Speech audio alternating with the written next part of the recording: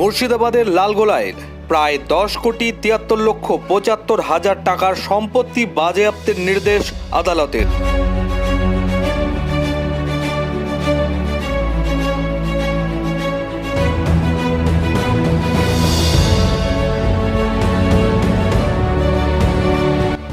মাদক মামলায় অভিযুক্ত হুমায়ুন কবিরের কন্যার শ্বশুর ও তার ভাই। মাদক মামলায় সম্পত্তি বাজেয়াপ্তের নির্দেশ পেল পুলিশ প্রশাসন।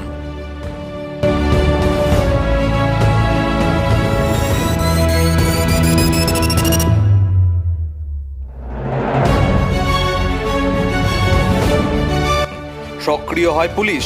মুর্শিদাবাদের 10টি জায়গায় সম্পত্তির হদিশ মিলেছে ইতিমধ্যেই। লালগোলা সহ 17টি জায়গায় হুমায়ুন কবিরের কন্যার শ্বশুরের সম্পত্তি রয়েছে বলে প্রাথমিক তদন্তে উঠে আসে।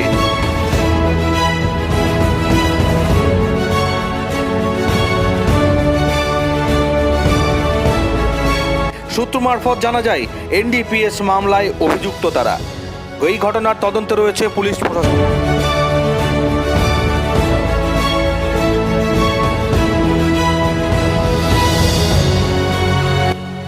আর ঠিক এই ঘটনাকে কেন্দ্র করে কি বললেন হুমায়ুন কবিরের কন্যা, শুনে নেব তার মুখেই। Bureau report, Bangla news. আমার বাবাকে সামনে রেখে এই জিনিসটা করা হচ্ছে, যেহেতু আমাদের আলাদা করে কোনো কিছু প্রবলেম হবে না, কারণ ওনার ক্ষতি করার জন্য আমাদের সাথে এই দুশ্মনীটা করা হচ্ছে। রাজনৈতিকের জন্য, রাজনৈতিকের জন্য, কারণ বাবার ক্ষতি কিছু করতে পারছেন না। এই বাবরি মসজিদ নিয়ে এটা মমতা ব্যানার্জি করছে, মমতা ব্যানার্জি লোক করছে। মেয়ের বিজনেসম্যান, মেয়ের নিজের প্রপার্টি আছে, মেয়ের প্রপার্টি থাকতেই পারে, কারণ আজকাল সবাই ভালো জায়গায় মেয়ের বিয়ে দেয়। শ্বশুরের কিছু থাকলে মেয়েকে তো দেবে।